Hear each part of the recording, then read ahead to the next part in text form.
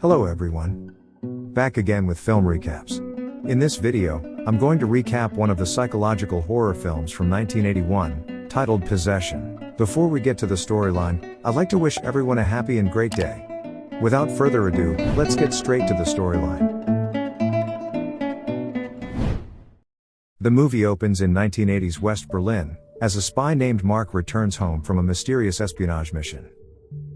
His beautiful wife, Anna, comes to pick him up right outside their apartment complex. It is revealed that they are meeting after a long time, due to which their marriage is not in the best shape. Anna had expressed mixed feelings towards Mark over the phone some time ago. Mark tries to give her space and even asks if she wants him to stay at a hotel for the time being, but Anna doesn't think it's a good idea as their son, Bob, knows Daddy is coming back today. She then quickly rushes back as if she is trying to run away from the problem. That evening, Bob comes back from school, and his presence makes the couple put their feelings in the backseat for a while. They even sleep together and have an intimate talk, but Anna still looks extremely nervous, as if something is eating her from within. She asks if Mark ever cheated on her when he was away at work, and he promptly replies that he didn't, and asks her the same question. So Anna says she was faithful even when he was away. The following morning, Mark reports back to the headquarters of the West German Federal Intelligence Service, or BND. They interview him regarding his mission, which was to follow and interrogate a target. The BND are extremely happy with his work, and want him to hop on the next mission immediately. However, Mark tells them to find a successor, as he plans to quit with immediate effect. He then takes a suitcase full of his remuneration and heads back home. When Mark reaches his apartment, he is slightly disturbed as Anna is nowhere to be found. When Mark wakes up hours later, Anna calls him on their landline phone. She suddenly reveals that she is currently in downtown, and wants some time to think about herself. Mark tries to ask more, but she rudely hangs up on him. Following this, the reality of the situation slowly begins to dawn on Mark. He frantically searches the pockets of Anna's clothes, the bedside drawers, then begins ransacking the books that she reads. Eventually, he discovers something that puts a dagger in his heart. There is a postcard from India hidden between the pages of a book. It contains a love-filled message from someone named Heinrich. Mark finally realizes that his wife is having an affair.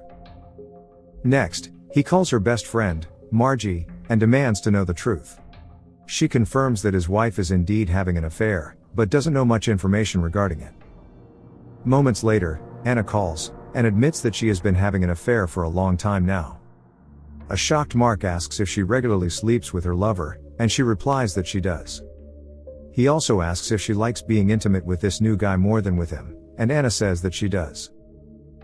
Enraged, he demands to meet her immediately, and asks her to arrive at a local cafe in 30 minutes.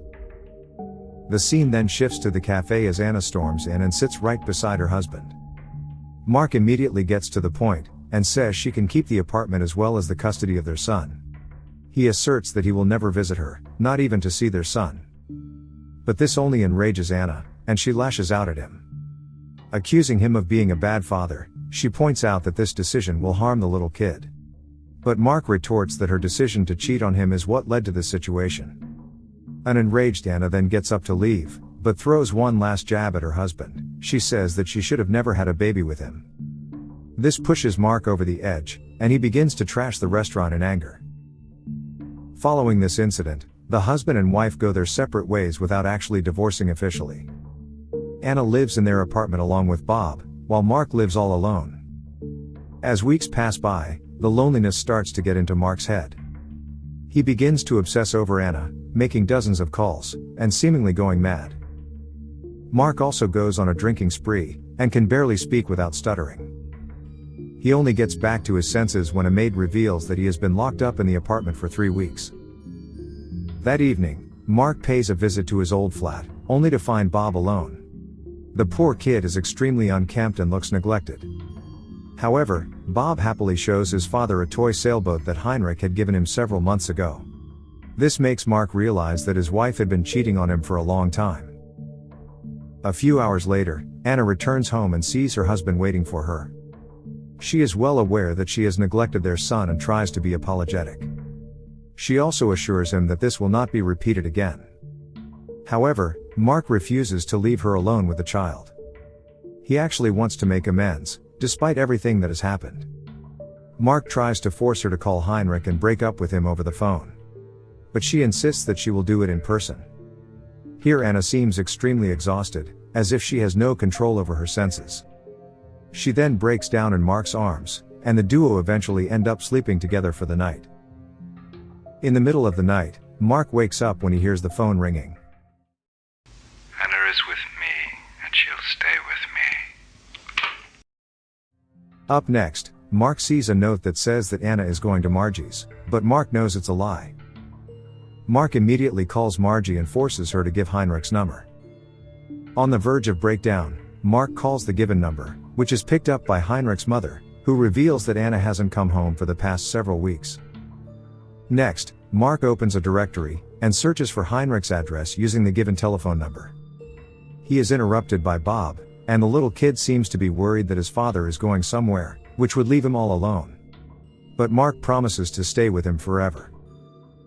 The next day, he takes Bob to school, where he comes across his teacher, Helen. To his surprise, she looks exactly like Anna, but with brilliant green eyes and red hair. Mark thinks she's joking, but Helen seems to be calm and collected, unlike Anna, who is hysterical almost all the time. Following this, Mark pays a visit to Heinrich's apartment and demands to meet his wife. But the latter says he hasn't seen her for quite a while now, as he was away on a business trip himself. Heinrich says that he actually left the day Mark arrived, as he wanted Anna to make a choice. He also swears that he didn't call Mark last night. As the conversation wears on, Mark gets increasingly jealous, and he ends up attacking Heinrich. But the latter easily gains the upper hand, and beats him up. Defeated and depressed, Mark returns home, only to find Anna happily chatting with their son. Moments later, Mark asks where she was the entire morning, knowing she was not at Margie's or Heinrich's. Once more, Anna gives a very vague answer, simply stating that she was with her friends. She also ends up slapping him in the midst of the argument. But Mark, who is now boiling with rage, slaps her multiple times, until she starts bleeding. He then tells her that he is punishing her for all the lies she has told. In the aftermath of this fight, Anna storms out of the apartment. Mark, whose anger has now subsided, goes after her and tries to apologize. But she is in no mood to listen to him, and leaves him alone on the street.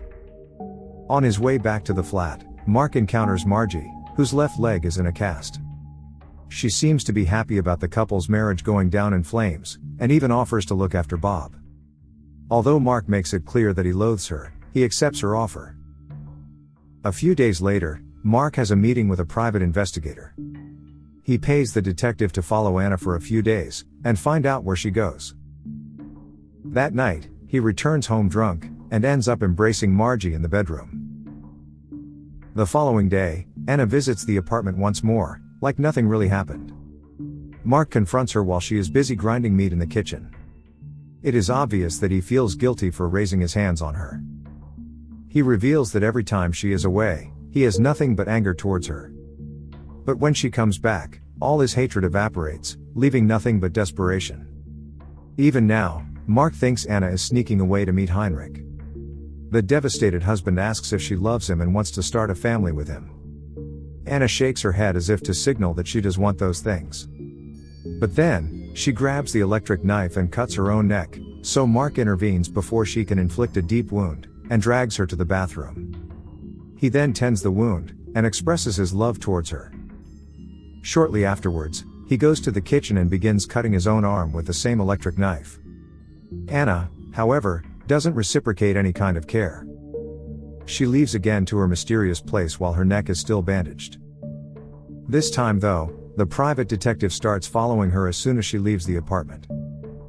He cautiously shadows her to the metro, and disembarks on the same station as her. After a while, the detective eventually sees her getting inside a Gothic building, and follows her inside.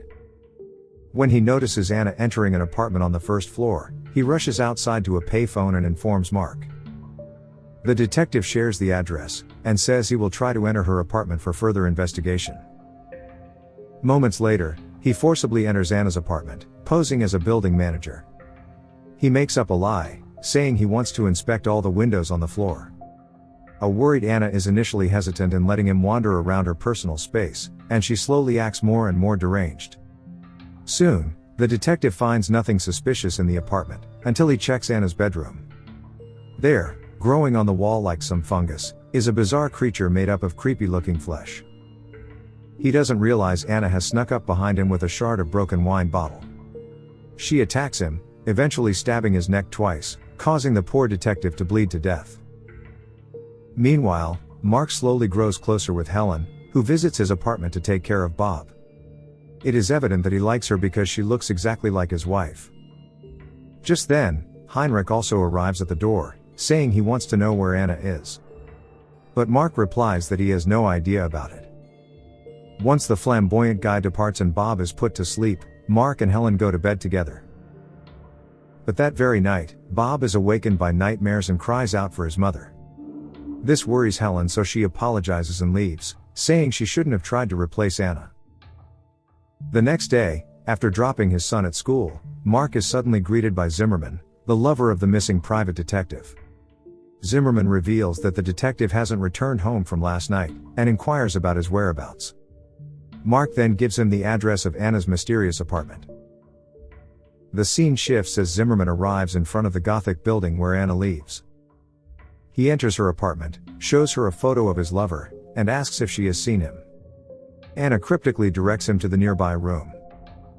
And so, Zimmerman naively enters the same room, only to find the freakish creature as well as his dead lover's body. The creature has now grown from the last time and is lying down on a bed.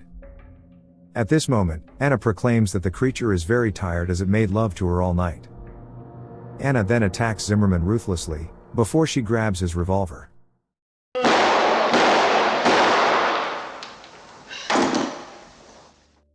Sometime later, Anna returns to the flat she shares with Mark, and behaves extremely erratically. She puts clothes in the refrigerator, and food in the bedroom. She also begins twisting her body in a weird manner, as if something is controlling her. We then move to a flashback. Anna is on her way home from the local market. As she walks through the subway, she suddenly experiences a terrible seizure of epic violence.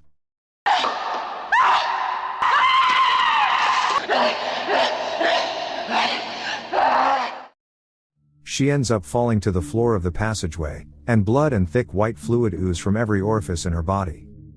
It appears that she has experienced a miscarriage. Anna tells Mark that what she miscarried was Sister Faith, and what was left inside her was Sister Chance. After this brief conversation, she anxiously leaves the apartment once more. The encounter leaves Mark so restless that he calls at Heinrich's home, and reveals Anna's address. Later that day, Heinrich arrives at the given address. He attempts to make love to Anna, but suddenly notices the creepy creature. It is now slowly morphing into a human form, but still looks monstrous. Anna, who now appears to be possessed, guides Heinrich to her fridge. Inside is a gruesome collection of body parts, presumably those of the dead detective and Zimmerman. She then stabs the side of Heinrich's chest with a knife, but he somehow manages to flee. Once he is outside the building, Heinrich gets to a payphone and calls Mark. He reveals what he has seen, and begs to be picked up from a bar near the apartment building. However, Mark goes to Anna's apartment first, and discovers the body parts in the refrigerator. This leaves him in shock, but he doesn't notice the creature for the time being. Mark then heads to the bar across the street, where he meets a frightened Heinrich hiding in a bathroom. The man pleads to be rescued, but in a shocking turn of events, Mark murders him, and makes it look as if he drowned in his own vomit. Following this, Mark returns to Anna's apartment, and blows it up by lighting the gas stove. He escapes the site of the crime on Heinrich's abandoned motorcycle. Upon returning to his flat, Mark finds Margie outside with her throat cut. He hurriedly brings her into the flat, but it's too late, she ends up bleeding to death. A shocked Mark then stumbles into the next room, where Anna greets him tenderly. She cleans him up, and yaps about how God is present inside her. Despite her acting all crazy and possessed, Mark still likes her, and they make passionate love in the kitchen. Following this, he lays out a plan for them to cover up the trail of murders. He tells Anna to hide at Margie's place while he disposes of her body. But at night, when Mark visits his wife, he is left speechless to find the monstrous creature having coitus with her. She keeps on saying almost, and Mark has no choice but to wait for them to finish. The following day, Mark returns to Margie's apartment, only to find it surrounded by both police and other BND employees. Mark then stages a distraction by hijacking a taxi, and forcing the driver to crash into a police vehicle. The cops quickly shoot him multiple times, but Mark fires back and kills one of them. During the chaos, Anna manages to sneak out of Margie's apartment and flees in a car. Mark also does the same in his motorcycle, despite being heavily wounded. Unfortunately, his escape is cut short when he has a horrific accident. With nowhere else to go, he sneaks into a nearby building. Soon after, he is soon followed by Anna. As the badly injured Mark slowly crawls up the building's staircase, Anna finds him. Surprisingly, alongside her is the creepy creature which has now fully transformed into Mark's doppelganger. This freaks out our hero and he points his gun at the creature, right when this happens.